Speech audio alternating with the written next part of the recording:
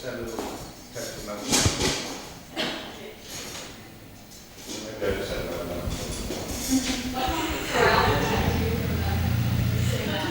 One second, we just have a little testimony.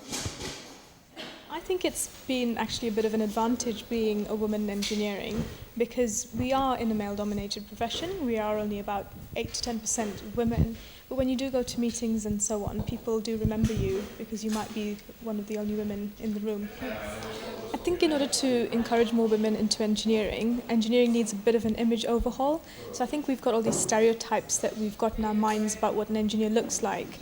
And really, they're not true anymore. And so it's kind of the media's responsibility and engineers' responsibility to go out to schools and just show people that those stereotypes aren't true. Engineering's for everyone. I've always found it a real advantage. You're definitely in a minority, there's no doubt about that. And especially as a tech entrepreneur, even more so as a woman.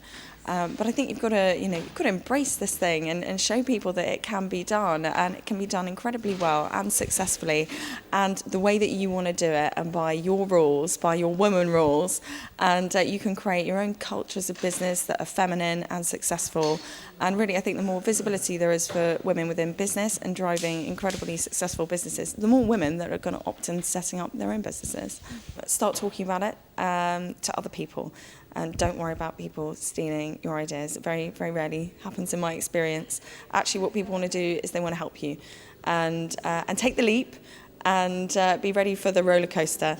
I think it's been an interesting time to be a female entrepreneur. I think that there are definite advantages and disadvantages. I think that there are certain preconceptions that people have about women in business, and I think that it's been great to try and break some of those preconceptions down to actually recognise that women bring very different things to business.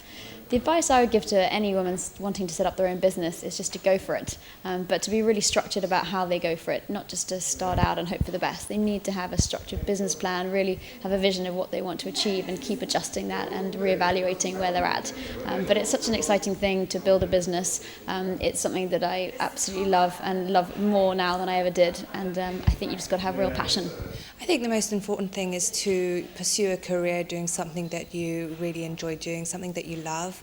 And when you're in an organisation, or even look outside the organisation to try and find people who can be your mentors and your sponsors.